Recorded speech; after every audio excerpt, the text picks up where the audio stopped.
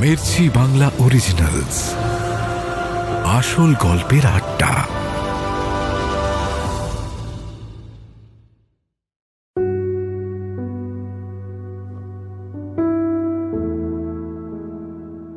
স্মিতা এমনভাবে ঈশানকে রাতে থেকে যাওয়ার কথাটা বলল যে ঈশান মুখের ওপর না করতে পারল না, কিন্তু ভেতরে ভেতরে ওর একটা অস্বস্তি হতে থাকলো। এইভাবে সম্বিতের অনুপস্থিতিতে এই বাড়িতেও কখনো কোনো দিন একা থাকেনি। এইভাবে সম্বিতের অনুপস্থিতিতে এর আগে কোনো দিন ঈশান এই বাড়িতে থাকেনি। ঈশান রাতে থেকে যেতে রাজি হওয়ায় স্মিতা যেন কিছুটা নিশ্চিন্ত হলো।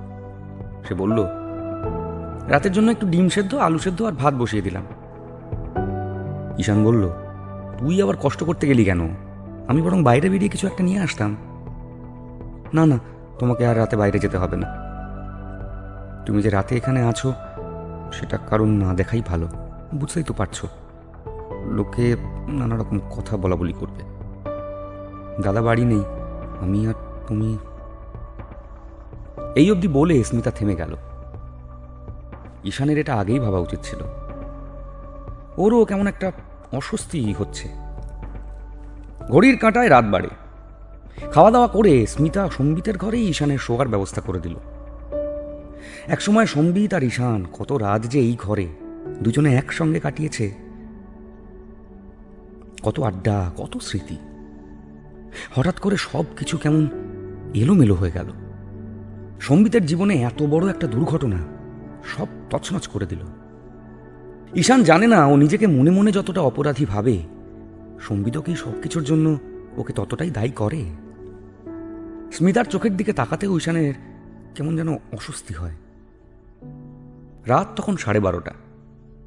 ঈশান দেখল ফোনে রাত্রির অনেকগুলো মিসড কল। একবার ভাবল রাত্রিকে ফোন করে আজকে সারাদিনের সমস্ত ঘটনা বলবে, কিন্তু সম্বিত বা স্মিতা সম্পর্কে সমস্ত কথা ঈশানের পক্ষে রাত্রিকে ফোনে বলে যাওয়াটা সম্ভব নয়। ঈশান এই নিয়ে আর বেশি না ভেবে অগত্যা ঘুমানোর চেষ্টা করল। মাথার ধারের বেড সুইচটা অফ করে দিল। মুহূর্তের মধ্যে ঘরটা অন্ধকার হয়ে গেল। বাইরে থেকে আসা আবছা আলো ঈশান দেখল টেবিলের ওপর স্মিতা আর সম্বিতের একটা ছবি। নানা রকম এলোমেলো চিন্তা ওর মাথায় ভিড় করে আসলো। সম্বিত আর স্মিতাকে কত ছোট দেখেছে। ওদের ছোটবেলাকার অনেক স্মৃতি মনে পড়তে লাগলো।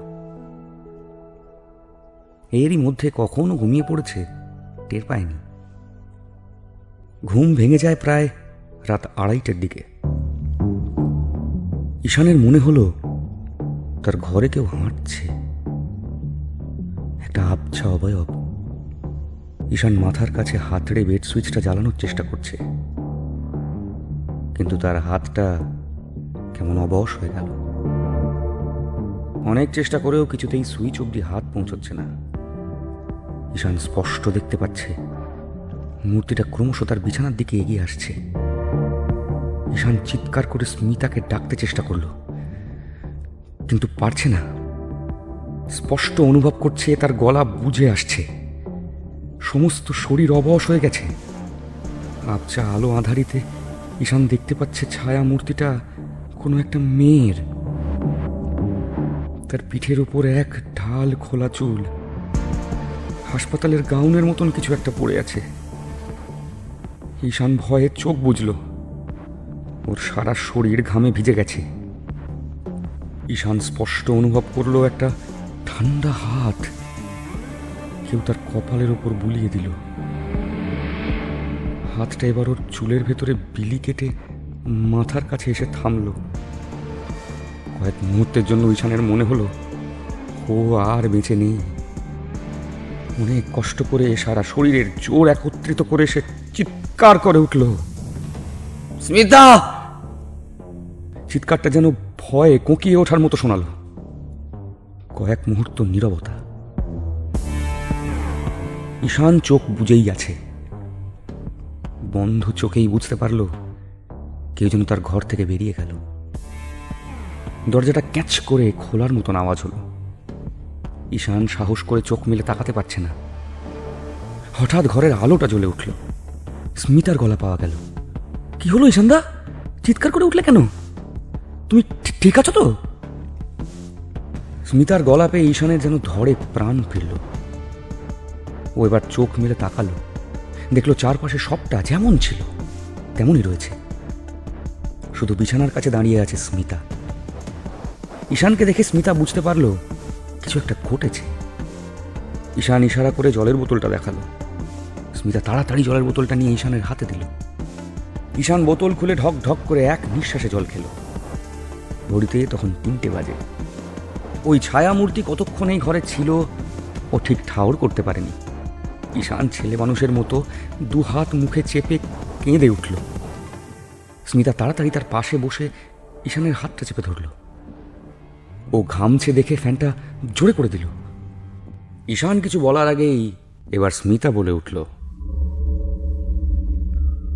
আমি বুঝতে পেরেছি ঈশানদা, ও আবার এসেছিল তাই না? ঈশান কি বলবে বুঝতে পারল না। সে অবাক চোখে স্মিতার দিকে তাকিয়ে রইল। স্মিতা বলতে থাকল, ও রোজই আসে, দাদার সঙ্গে কথা বলে, দেখা করে, তারপর আবার চলে যায়। ঈশান নিজের কানে শোনা কথাগুলো বিশ্বাস করতে পারছে না। স্মিতাকে বলল, এসব কি বলছিস? কে আসে? স্মিতা একটু থেমে বলল, তোমার কাছে আর লুকিয়ে তো কোনো লাভ নেই ঈশানদা, তুমি তো সবই জানো। অমৃতাদি মারা যাওয়ার পর থেকে দাদার মাথার ঠিক নেই। এমনিতে তো সুস্থ মানুষ, কথা বলে, খায় দায়, সবই করে, কিন্তু মাঝে মাঝে কি যে হয়, বিশেষ করে এই রাতের দিকে খাওয়া দাওয়ার পর দাদা এই ঘরের দরজা আটকে দেয়। তারপর আমি নিজে অনেকবার দরজায় কান লাগিয়ে শুনেছি দাদা ঘরে কারোর সঙ্গে কথা বলে। তুমি হয়তো আমাকে বিশ্বাস করবে না, আমি দাদার ঘরের ভেতর থেকে অমৃতাদির গলার স্বর শুনেছি। একটা ঠান্ডা শান্ত গলা, ঠিক যেভাবে অমৃতাদি কথা বলতো। ঈশান স্মিতাকে ঝাঁঝিয়ে বলল, তোর কি মাথাটা পুরোপুরি খারাপ হয়ে গেছে? এবার স্মিতা অদ্ভুত চোখে ঈশানের দিকে তাকালো, তারপর বলল, কেন? তুমি তো নিজেও আজ দেখলে, বিশ্বাস হলো না? ঈশানের মনে পড়ে গেল কয়েক মুহূর্ত আগে দেখা সেই ছায়ামূর্তি, সেই খোলা চুলের কোনো একটা মেয়ের অবয়ব। ঈশান কোনো দিন এসবে বিশ্বাস করেনি। ও আজকালকার দিনের আধুনিক যুক্তিবাদী ছেলে, কিন্তু আজ রাতে তার সঙ্গে যা ঘটল, তারপর ঈশানের কাছে সত্যি আর কোনো যুক্তি নেই। স্মিতার কথায় ঈশানের হুঁশ ফেরে। কি হলো ঈশানদা, তুমি তো নিজের চোখে দেখেছো, বলো, দেখনি অমৃতাদিকে? ঈশান আমতা আমতা করে বলল, হয়তো আমার চোখের ভুল। স্মিতা উঠে দাঁড়িয়ে বলল, বেশ, তাহলে আমি লাইট অফ করে চলে যাচ্ছি, তুমি শো। তবে একটা কথা মনে রেখো ঈশানদা, সব কিছু জোর করে অস্বীকার করলেই সেটা মিথ্যে হয়ে যায় না। তুমি নিজেও জানো অমৃতা দিয়ে এসেছিল। ঈশান আর থাকতে পারল না, বলল, হ্যাঁ হ্যাঁ হ্যাঁ দেখেছি, কিন্তু সেটা অমৃতা কি না আমি জানি না। কোনো একটা ছায়ামূর্তির মতন অস্পষ্ট অবয়ব এই ঘরে এসেছিল। আমার মাথার ওপর তার ঠান্ডা হাতের ছোঁয়া পেয়েছি। স্মিতা বলল, তোমাকে দাদা ভেবে ভুল করেছে। আমি বললাম না, অমৃতাদি রোজ আসে, আর সেই জন্যই দাদা কিছুতেই সুস্থ স্বাভাবিক জীবনে ফিরতে পারছে না, অমৃতাদিকে ভুলতে পারছে না। আসলে অপঘাতে মৃত্যু তো, আত্মা এত সহজে মুক্তি পায় না। ঈশান কেমন বোকার মতোই বলে ফেলল, তোর কি মনে হয় অমৃতা তোর দাদার ওপর প্রতিশোধ নিতে আসে? স্মিতা একটা দীর্ঘশ্বাস ফেলে বলল, প্রতিশোধ কিনা জানি না, তবে দাদার কাছ থেকে আঘাতটা অমৃতাদি মেনে নিতে পারেনি। দাদাকে ভীষণ ভালোবাসত, কিন্তু দাদা যে ওইভাবে অমৃতাদিকে বিয়ে করবে না বলে দেবে, সেটা বুঝতে পারেনি বেচারি। ভুল তো দাদারই। অমৃতাদিকে মিথ্যে সম্পর্কের আশা দিয়ে বিয়ের স্বপ্ন দেখিয়ে দিনের পর দিন মেলামেশা করেছে। তারপর কোন মেয়েটা সহ্য করতে পারে বলতো? তবে ওইভাবে যে নিজেকে শেষ করে ফেলার সিদ্ধান্ত নেবে, এটা আমরা কেউই বুঝতে পারিনি। অন্তত আমি যদি একটু আগে জানতাম, একটু আগে টেরও পেতাম, অমৃতাদিকে আটকাতাম। ঈশান থতমত হয়ে বলল, তো তোর কি মনে হয় ওর আত্মা এখনো মুক্তি পায়নি? স্মিতা বলল, না। আর যতদিন না অমৃতাদি মুক্তি পাচ্ছে, আমার দাদাও সুস্থ স্বাভাবিক জীবনে ফিরতে পারবে না। ঈশানের বুকটা কেঁপে উঠল। তাহলে কি অমৃতার অতৃপ্ত আত্মা এবার সম্বিতের সঙ্গে সঙ্গে ঈশানের উপরেও প্রতিশোধ নেবে? ঈশান তো জানে অমৃতার এই অবস্থার জন্য একা সম্বিত নয়, ঈশান নিজেও দায়ী।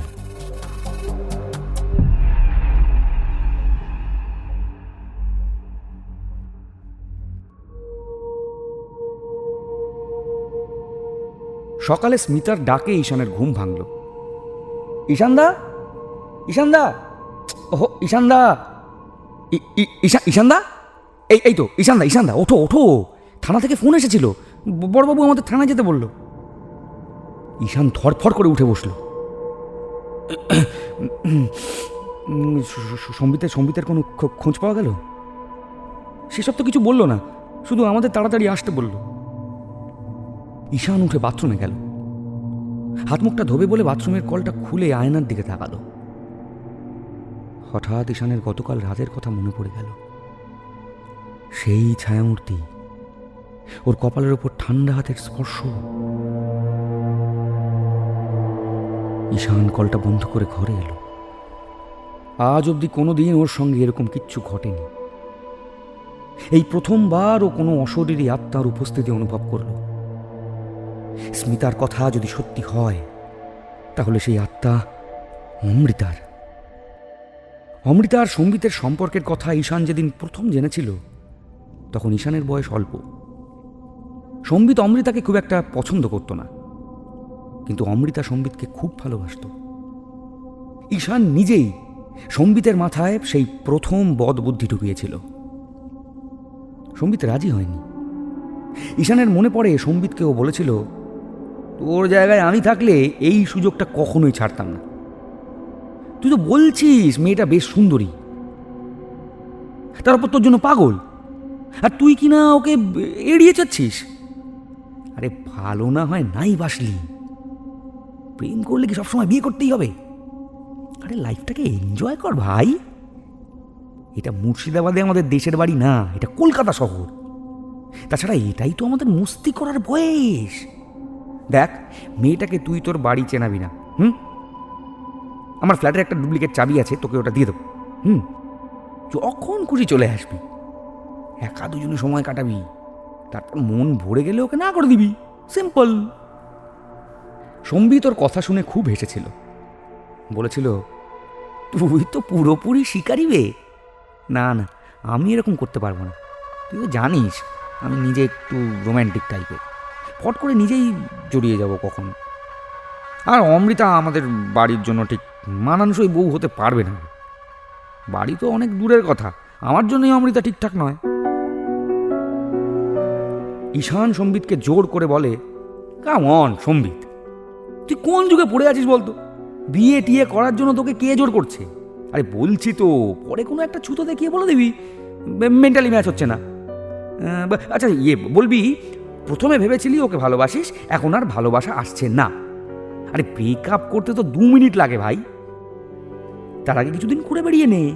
আর শোন, তুই যতটা সিরিয়াস হচ্ছিস, মেয়েটা কিন্তু অতটা সিরিয়াস নাও হতে পারে।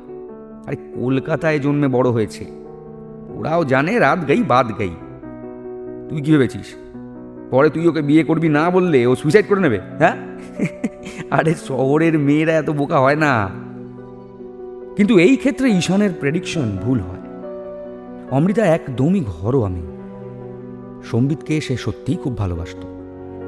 ঈশানের কথা মতো সম্বিত অমৃতার সঙ্গে সম্পর্কে থাকার ভান করেছিল। ঈশান যখন মুর্শিদাবাদের বাড়িতে গিয়েছিল, সম্বিত বেশ কয়েক রাত অমৃতার সঙ্গে ঈশানের ফ্ল্যাটেই কাটায়। মাঝে মাঝেই তারা ঈশানের বাড়িতে একসঙ্গে সময় কাটাত। সম্বিত যখন বুঝতে পারে ও সম্পর্কটাতে জড়িয়ে পড়তে পারে, তখন ঈশানকে সবটা বলল। আর বেশি দিন এইভাবে পাচ্ছি না, এবার মেয়েটাকে কাটাতে হবে। ঈশান বুদ্ধি দিল, ওকে ফোনে ব্লক করে দে। ঈশানের কথা মতো সম্বিত তাই করল। ঈশানের পরিষ্কার মনে আছে, সম্বিতকে ফোনে না পেয়ে অমৃতা ঈশানকে ফোন করেছিল। ঈশান অমৃতাকে কোনোদিনই দেখেনি, ওই প্রথম ফোনে ওর গলা শোনে। ফোন করে মেয়েটা খুব কাঁদছিল, সম্বিতের বাড়ির ঠিকানা চেয়েছিল। ঈশানের কাছে অনেক অনুনয় করে বলেছিল সম্বিতের সঙ্গে একবার দেখা করিয়ে দিতে, কিন্তু ঈশান তাকে নানা অজুহাতে কাটিয়ে দিয়েছিল। তারপর আসে সেই হাড় হিম করা রাত। থানা থেকে ঈশানের ফোনে ফোন আসে। অমৃতার ফোনে লাস্ট আউটগোয়িং কল ঈশানের। সেখান থেকে পুলিশ সম্বিতের খোঁজ পায়। পুলিশের কাছে ঈশান জানতে পারে ফ্ল্যাটের 14 তলার ছাদ থেকে ঝাঁপ দিয়ে অমৃতা আত্মহত্যা করে। এতটা ঈশানও আশা করেনি। পুলিশ এনকোয়ারিতে সম্বিতকে ডেকে পাঠানো হয়। বেশ কিছুদিন থানা, পুলিশ, কোর্ট কাছারি এইসব। তারপর ধীরে ধীরে শান্ত হয়ে গেল সব। সেই সময় সম্বিতের একটা স্ট্রোক হয়। বহুদিন চিকিৎসা চলে। শারীরিকভাবে সুস্থ হলেও সম্বিতের মানসিক অবস্থা খারাপ হতে শুরু করে। অমৃতার মৃত্যুটা সম্বিতকে ভেতরে ভেতরে নাড়িয়ে দিয়েছিল। সম্বিত মাঝে মাঝে অমৃতাকে দেখতে পেতে শুরু করল। প্রথম দিকে স্মিতাও বিশ্বাস করে, কিন্তু ধীরে ধীরে সম্বিত যেন একটা অন্য জগতের মানুষ হয়ে উঠল। এমনিতে সুস্থ সবল, কিন্তু মাঝে মাঝে কারোর সঙ্গে একা একা কথা বলে, নিজের মনে হাসে। ঈশান সম্বিতকে একজন ডাক্তারের কাছে নিয়ে গেল। সেই ডাক্তারও খুব একটা আশা দিতে পারলেন না। সম্বিত একটা গভীর ট্রমায় রয়েছে, যেই ট্রমাটা থেকে আজও বেরোতে পারছে না। সম্বিত যে সত্যি অমৃতাকে দেখতে পায়, এটা ঈশান এর আগে জানতো না। কিন্তু গতকাল রাতের পর ওর মনে হচ্ছে অমৃতার আত্মা হয়তো আজও মুক্তি পায়নি। ভালোবাসা কি মৃত্যুর পরেও থেকে যায়? মৃত্যুর পরে সত্যি কি কোনো জীবন থাকে? প্রেতাত্মার কি মন থাকে? সেই মনে কি লোভ, হিংসা, প্রতিশোধ এইসব অনুভূতি কাজ করে? এই প্রশ্নগুলো ঈশানকে হয়রান করতে থাকলো। স্মিতা এসে ঈশানকে ডাকলো, তোমার আর কতক্ষণ? আমি রেডি, চলো। ঈশান স্মিতাকে নিয়ে থানায় গেল। বড়বাবুর ঘরে ঢুকেই দেখল উস্কো খুস্কো চুলে, একটা ময়লা জামা গায়ে, বেঞ্চের উপর সম্বিত বসে আছে। ওর চোখে একটা অদ্ভুত অস্বাভাবিকতা। ঈশান গিয়ে সম্বিতকে বলল, এই কিরে, কোথায় গেছিলি? কাউকে কিছু না বলে এইভাবে কেউ যায়? বোনটা কাল রাত থেকে চিন্তা করছে। তোকে না ডাক্তার বলেছে কাউকে না বলে বাড়ি থেকে বেরোবি না? কথাগুলো বলার পর ঈশান বুঝতে পারল সম্বিতের মাথায় কিছুই ঢুকছে না। বড়বাবু বললেন, স্টেশনের কাছে কবরখানায় গিয়ে বসেছিল। ভোর রাতে আমাদেরই একজন দেখে থানায় নিয়ে আসে, বাড়ি নিয়ে যান। তবে এবার একটু চোখে চোখে রাখবেন, দিনকাল ভালো না। রাস্তাঘাটে একটা বিপদ ঘটে গেলে তার দায় তখন আমাদের হবে।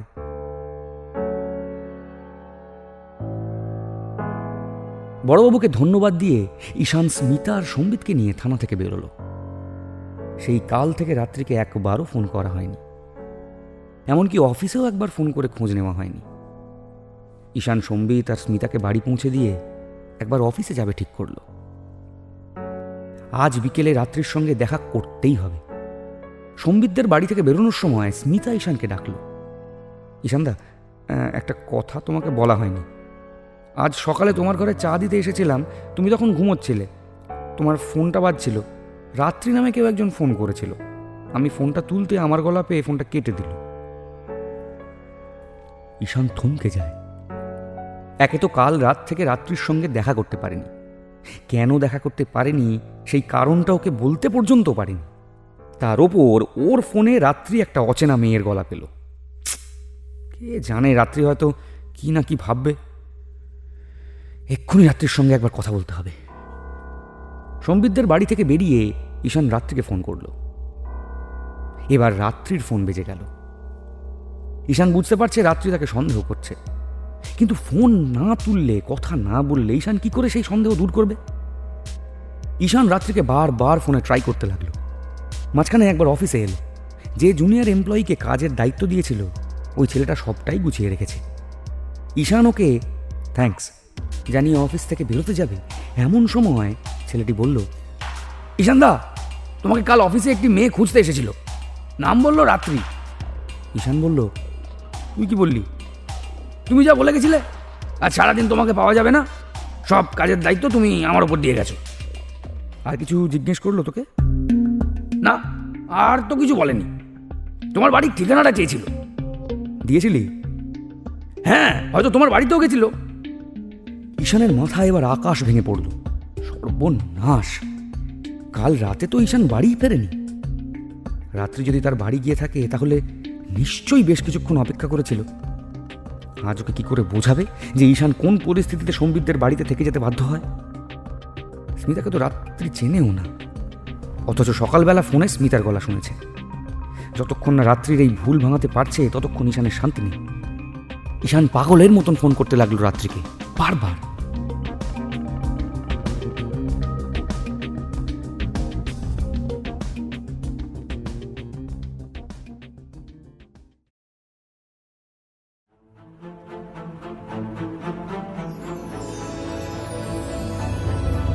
মির্চি বাংলা অরিজিনালস, আসল গল্পের আড্ডা।